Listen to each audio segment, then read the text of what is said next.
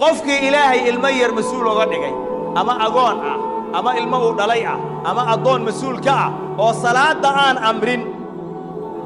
صلاة عن أمرين ننكاس مسؤول كا ولا كرباشيا ولا تعزيريا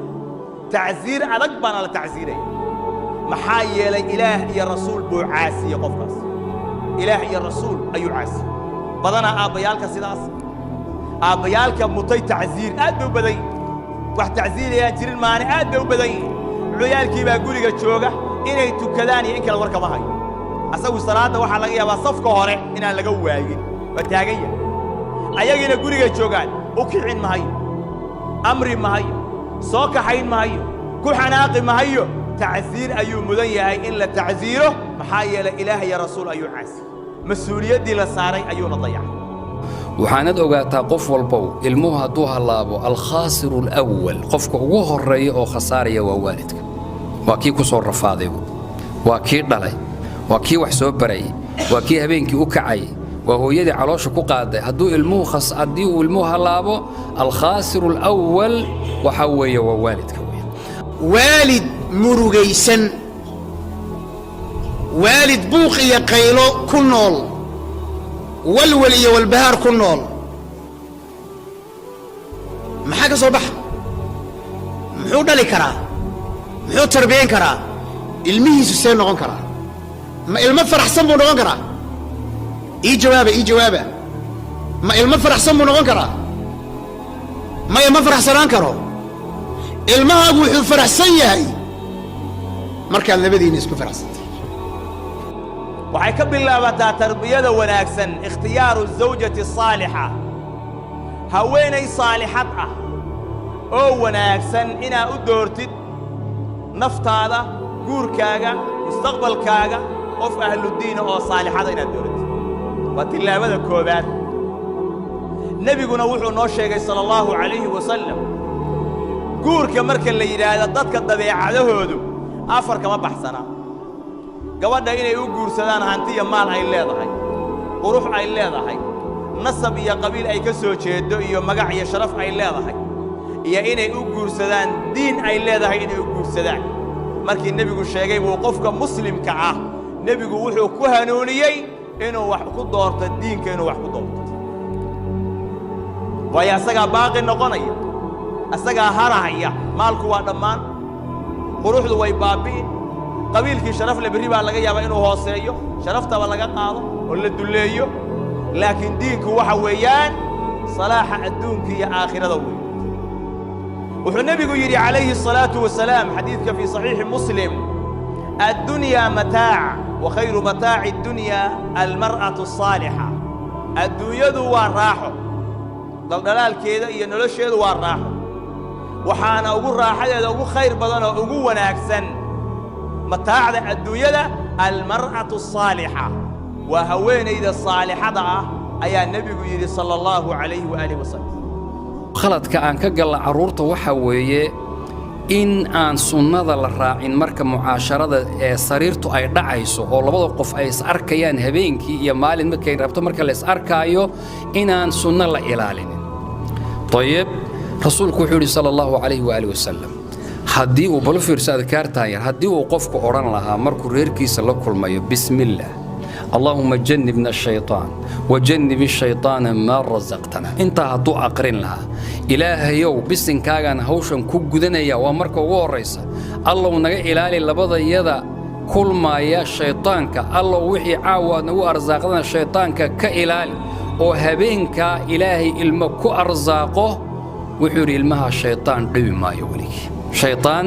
ma dhibaayo haddii aan ducada ka tagnana ilma waxa soo dhalanaya akhta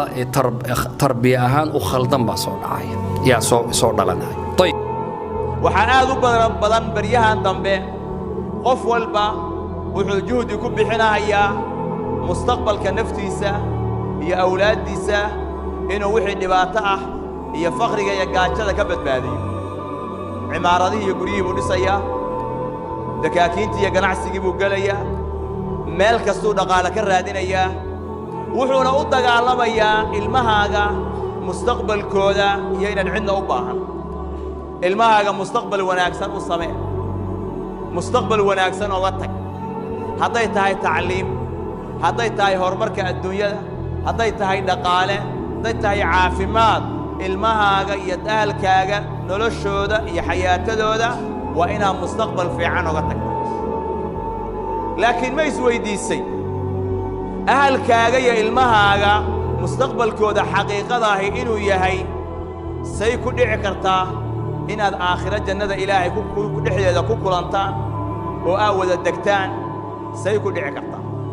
haadaa huwa almustaqbal alxaqiiqiy mustaqbalka xaqiiqiga ahi waxa weeyaan isku day inaad noqotid kii sabab ugu noqda asaga iyo ilmihiisu inay jannada wada degaan oo xagga ay ku kulmaan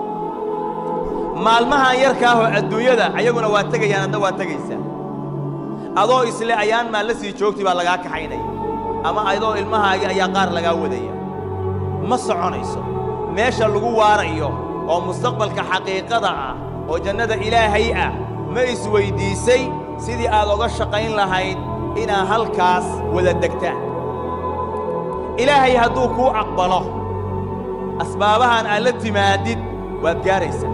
ilaahayna kuu aqbalo subxaana wa tacaala waa tarbiyada wanaagsan waxaan u qaybinay guryaha afar adduunka ka jira guri waxaa la yidhaahdaa waa usratun saciida wa ghayru naajix laba isku faraxsan laakiin noloshoodii tarbiyada iyo fawdada guriga iyo qaraabada iyo dhaqaalahoodu uu qasan yahay laakiin labadoodu isku faraxsan yihiin cagsigeeda kale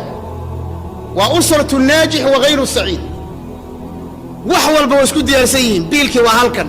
aqoontii waa halkan carruurtii maa shaa allah dariskii soddodii iyo soddogii hooye iyo aabbo mudani iyo marti daris iyo qaraabo wax walba waa okay labadoodise waa dab iyo baasiin ma wada hadli karaan ma wada sheekaysan karaan waa dab iyo baasiin qolada kalena waxaa weeyaan waa qolada ugu khatarsanoo mana isku faraxsano nidaamna ma leh laakiin hal qolaan kala hadlay usratun saciida wa naajixa waa qoys isku faraxsan haddana guulaystay macaalimta iyo tilmaamaha iyo muqawimaadka gabdhaha qaatay abbayaal maadaama tihiin waxaan jeclaysay inaan xagga tarbiyada aan idiin celiyo waxaa ka mid a khaladaadka aan ka gallo cadam alictidaal fi tarbiya dadku laba daraf baa laga yaabaa in la kala jiro marka carruurta la tarbiyaynayo daraf ka soo qaad waa daraf adag oo bakhiil ah oo kakan oo ku adag ilmahan waxba siinaynin ilmahaaga markaad u diido $5 uu maanta u baahan yahay wuxuu aadaaya waa xatooye ogow sariquu aadaya ummaddu waxaaday jeebkuu siibaya halkaasuu ka dhammaynaya dadka waaladkooda ayuu dawaraya intuu u tago qof walbuu leeyahay adeer isii $1 waan wax ku cuno waa xaqiiqo soo ma adiga u diiday baa suuragal inaad u diiday tayib darafkaas waxaa garab taagan kaas marka waa qof adag oo bakhiil ah waxaa garab taagan mid isagoo wax alla wuxuu rababa siinaayo oo hadduu ilmuhu u baahan yahay laga yaabo $10 isagoo u baahan $100 siinaayo taasna mid la rabo maaha in xaddi laga bixiyo marka alictidaal walwasatiya ayaa la manhaj oo wasatiya oo dhexdhexaada ayaa la rabaa in lagu maamulo in sha allahu tacaala tayib My dear respective brothers and sisters, especially our elders, sometimes what happens, we hand over these gadgets to our children because we are occupied, we don't want them to busy us. From the musalsalat, the series that we are watching on TV, whether it's NBC, Hollywood, Bollywood, you name it, we want something to busy them, so we give them these devices so we can be focused on that which we are watching. One of the aunties recently came up to me and she said, please talk to my daughter. She's watching all of this filth on social media. I asked the mum or this auntie an honest question. Habriya, do you have Snapchat on your phone? She goes, yes. How can we expect our kids to be any different? When we ourselves are doing it, the Somalis, they say, wherever the camel goes, the children, they go the exact same direction. They are watching their parents laylan wa naharan sitting in front of the TV.